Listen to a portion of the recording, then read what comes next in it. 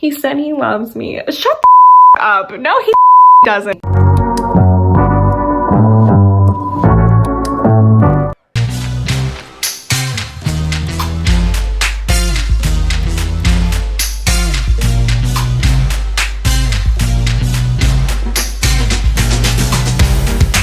Something on my mind lately to talk about relationships and how they can affect you in many different ways.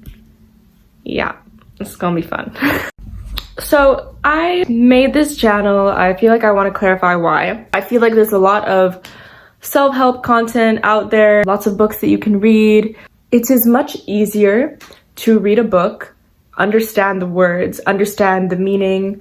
Then it's a totally, completely different story when you're actually trying to implement it into your life. This channel is kind of going to bridge that gap between what you're reading, what like in theory makes sense to do, and then the real world and your actual life and actually applying those words of advice to your real life. Relationships can really affect you, your sense of self, your self-esteem, your mental health, and your well-being. The person that you choose to be in a relationship should be chosen wisely. This is because giving and receiving love puts you in a vulnerable position. I mean, nobody likes to admit that they're vulnerable, but honestly, to let love in, you have to be vulnerable enough to accept it and to let that happen, and to also give love. To love is to allow yourself to be vulnerable, essentially. Also, if someone has the ability to make you feel emotion, that means that you care about them, you know, at the very least. So that also means they have the ability to act in ways that can cause you to feel positive and negative emotion. They have the ability to hurt you just as much as they have the ability to make you feel happy and loved and all of those things. One thing that I've learned is that love in and of itself is not enough to keep a relationship going. You need to be on the same page. You need to have similar values, similar goals and desires and mindsets to have a future together. If you guys don't see eye to eye on like the fundamentals, good luck.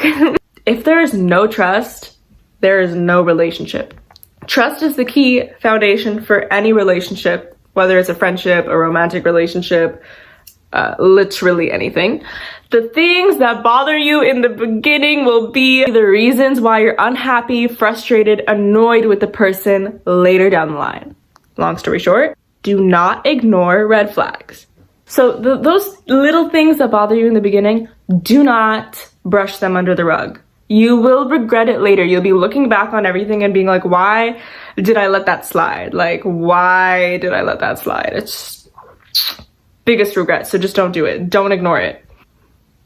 Also, no matter what happens, you have to hold on as tightly as you can to who you are and never forget who the you are. Does not matter what happens to you, what they do to you, how they make you feel, as you need to keep that piece of yourself. You cannot lose yourself. It is so hard to find yourself again once you've lost it. I know it's hard. I know when you're in love, you'll do things, you'll compromise, you'll let a lot slide because you love the person, but somebody who loves you wouldn't make you compromise on things that make you not feel like you. Most of the time, when you get into an argument with somebody that you're dating, it's not really what they did. It's not why you're arguing, it's how they handle it that means everything. I truly believe that an open conversation and an open communication can solve almost any issue, but that's the thing. That person has to be mature enough to have that conversation with you. So anything could happen. Honestly, it could be the worst thing. You could think they cheated on you. If they're not willing to handle it in a mature way, in a way that makes you feel like they care, they could have done like the worst thing possible, but you could still feel okay about it. You might not continue the relationship after, depending on how severe it is, but you could at least understand enough that you can move on from it. And that's what I mean by how they handle it is everything. It's not even necessarily what they did in the beginning, it's how they handle it. You know you're annoying, right? I hate to say it, but people don't really change. People can make changes when they put in enough effort. I've seen people do a complete 180 in like an extended period of time, okay? Not like overnight. But that's because they actually took the time to really kind of like be real with themselves, know what needed to change, and actually actively do things to change those things. Most people don't do that. They can improve, they can change the small things, but who they are at the core does not usually change. It requires a lot of personal effort for someone to make noticeable changes in themselves. Most people are unable to do it, and they're all talk and no action. If you see things in that person that need changing from the get-go, just assume that the likelihood of them actually changing those things is 0 to none.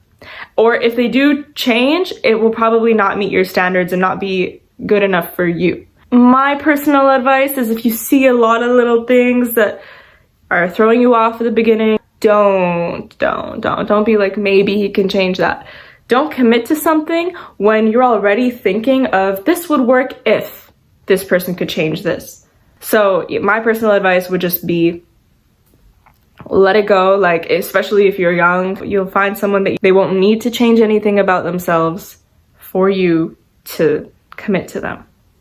That is my little spiel on relationships. I hope you guys enjoyed. I'm going to do another segment on when it's time to move on. So yeah, I hope you guys liked this video, and I hope that you can relate to it. Thanks guys. Bisous.